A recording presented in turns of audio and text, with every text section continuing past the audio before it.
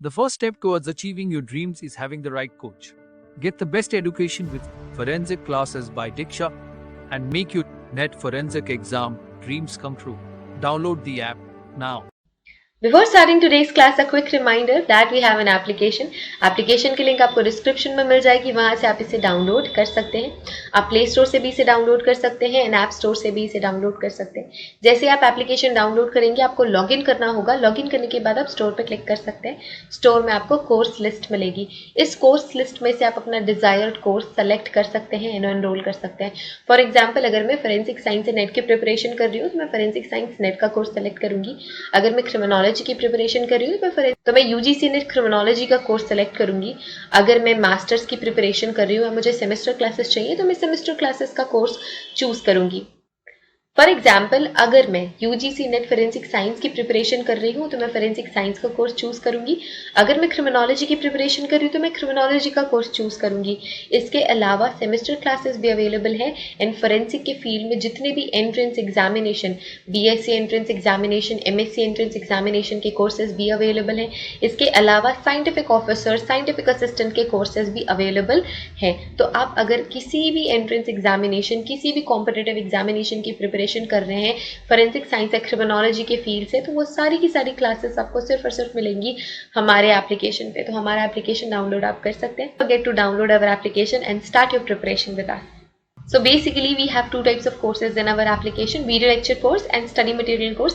So video lecture course में आपको सारी की सारी चीजें मिलती हैं, video lectures, PDF, study material, mock test, previous year question paper, everything.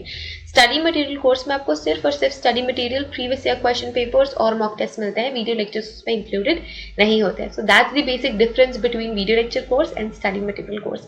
So it's clear now, you can join these classes according to your preparation and start preparing with us. Hello everyone, welcome to our YouTube channel. In आज की class में हम पढ़ रहे हैं electromagnetic radiations. तो ये topic है इलेक्ट्रोमैग्नेटिक रेडिएशंस, शॉर्ट में हम इसे कहते हैं ईएमआर। बहुत ही इंपॉर्टेंट टॉपिक है, यहाँ से एमसीक्यूज भी आते हैं, सो आपको बहुत ही ध्यान से ये टॉपिक पढ़ना है, really very important. And before starting today's class, a quick reminder, अगर आप नेट के एग्जाम देने वाले हो सितंबर में, सो you can join revision classes and आप मॉक टेस्ट से बहुत ही बेटर वे में प्रिपेयर कर सकते हैं अपने फोरेंसिक साइंस नेट एग्जाम के लिए। If you are preparing for the next cycle, you can join the classes for the next cycle criminology and forensic science में registrations चालू हैं। अगर आप NFSU entrance exam देना चाहते हैं 2023-2024 के लिए, so you can join classes again। हम एक वीक में इसके registrations close कर देंगे, उसके बाद फिर आप classes join नहीं कर पाएंगे। So अगर अपनी आप study continue रखना चाहते हैं तो you can join NFSU classes। अगर आप DUET, CUET, PG के एग्जाम देने वाले हैं, so again we have special course for that. You can join and quickly give your exam in a best way. So do join our classes. If you are preparing for scientific officer exams, we have special courses for that as well.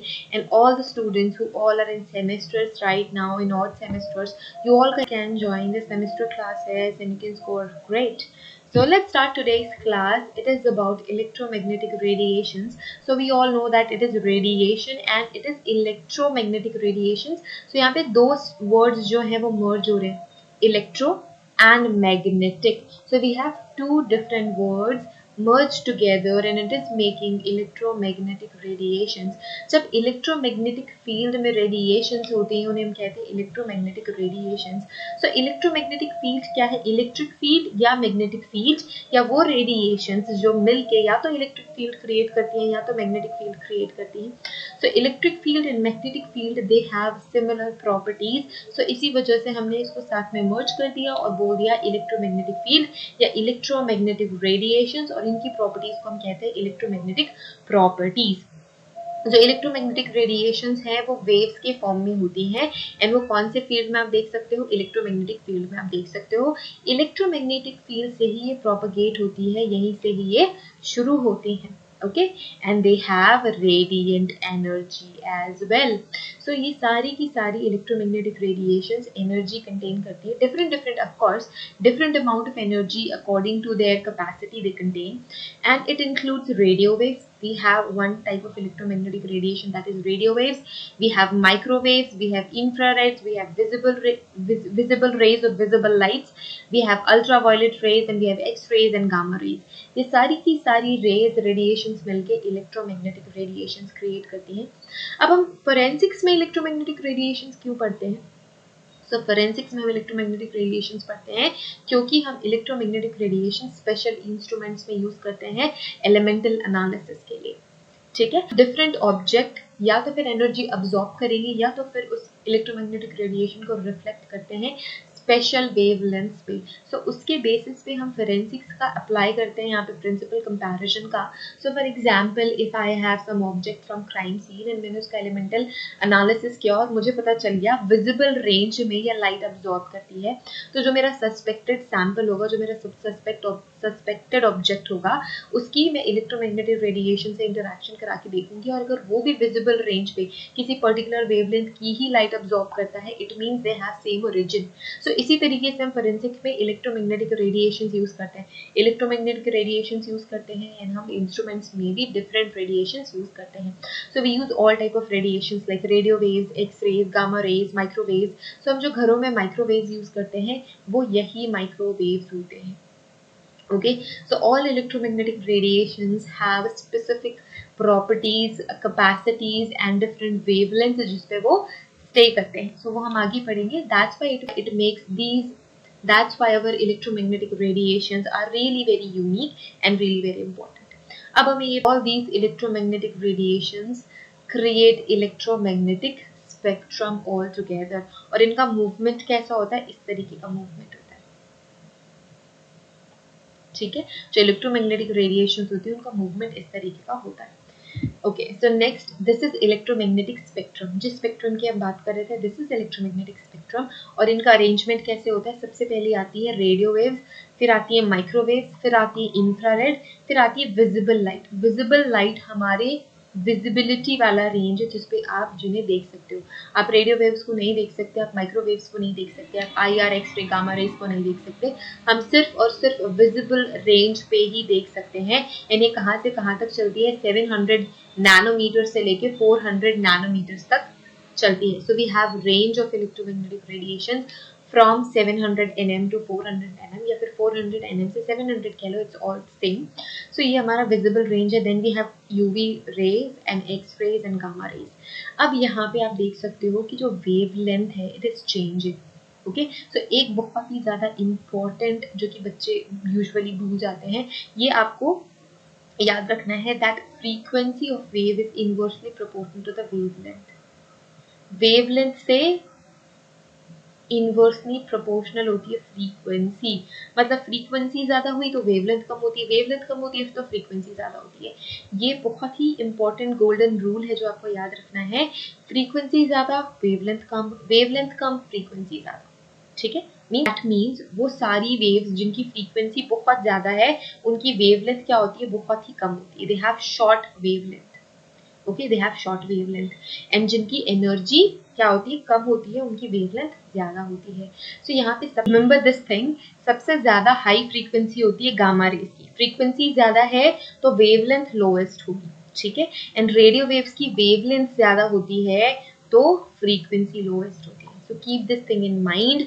And जो सारी की सारी wavelength है, देखो radio waves की सबसे ज्यादा wavelength होती है एंड इसके बाद माइक्रोवेव्स की उससे कम, इंफ्रारेड की उससे कम, फिर इसी तरीके से हम लोवेस्ट में जाते जाते हैं। एंड गामा रेज की सबसे लोएस्ट वेवलेंथ होती है एंड फ्रीक्वेंसी सबसे ज्यादा होती है, ठीक है। तो अगर इलेक्ट्रोमैग्नेटिक थ्योरी की हम बात करें तो इनिशियली इलेक्ट्रिक फील्ड को हम डिफरेंट मानते थे, मैग्नेटिक फील्ड को हम डिफरेंट मानते थे, इलेक्ट्रिसिटी को डिफरेंट रखते थे, मैग्नेटिज्म को डिफरेंट रखते थे एंड बाद में फिर हमने इसे मर्ज कर दिया। मैंने वही बोला ना, इलेक्ट्रोमैग्नेटिक। सो इन 1837 कुछ साइंटिस्ट थे जैसे कि क्लार्क मैक्सवेल, एक स्कॉटिश फिजिशियन थे, उन्होंने एक कंबाइंड थ्योरी बनाई जो कि थ्योरी थी इलेक्ट्रोमैग्नेटिज्म की थ्योरी। मैग्नेटिक फील्ड्स थे, they used to produce electromagnetic radiations जैसे हम EM रेडिएशन या EMR से EMR से डिनोट करते हैं, ठीक है। अब जो इलेक्ट्रोमैग्नेटिक रेडिएशन है ये कंटेन करते हैं ये सारे के सारे waves like microwaves, television waves, radio waves, gamma rays, X rays etcetera. ये पूरा का पूरा स्पेक्ट्रम हमने देखा, ये सारी की सारी क्या है, इलेक्ट्रोमैग्नेटिक रेडिएशन है।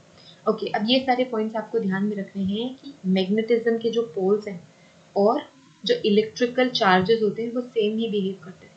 है ना, हमने इलेक्ट्रोमैग्नेटिक थ्योरी की बात करी है। अब इसमें आपको ये सारी चीज़ें याद रखनी है कि जो मैग्नेटिक पोल्स है एंड इलेक्ट्रिकल पोल्स है, ये दोनों सेम ही बिहेव करते थे। इसी वजह से ये भी एक रीज़न था कि हमने इसे मर्ज कर दिया। अब जो फोर्स ऑफ रिपल्शन होता है, जो फोर्स ऑफ अट्रैक्शन होता है, वो मैग्नेटिक पोल के जो अपोजिट पोल्स होते हैं उनमें अट्रैक्शन होता है, जस्ट लाइक आयंस, है ना, पॉजिटिव नेगेटिव। सो ये भी यहाँ पे सेम था कि इलेक्ट्रिक चार्जेस की तरह ही रिपल्शन हो रहा था और अट्रैक्शन हो रहा था अपोजिट चार्जेस में। इसी वजह से हमने फिर ये वाला भी बोला कि ठीक है, ये पॉइंट भी कंसीडर करते हैं, ये भी बिल्कुल same, magnetic poles and electric charges दोनों सेम ही बिहेव कर रहे हैं। अब जो इलेक्ट्रिकल फील्ड था मोशन में, जब हम इलेक्ट्रिकल फील्ड में मोशन देखते थे तो मैग्नेटिक फील्ड जेनरेट होता था। ओके, जब एक वायर को आप कॉइल कर दोगे और उसमें इलेक्ट्रिक करंट अगर सप्लाई करोगे तो वो मैग्नेटिक फील्ड जेनरेट कर रहा था। दैट्स वाई जो हमारे फेवरेट साइंटिस्ट थे जेम्स क्लर्क मैक्सवेल, 1873 में उन्होंने इलेक्ट्रोमैग्नेटिक रेडिएशन या इलेक्ट्रोमैग्नेटिक थ्योरी हमें दी।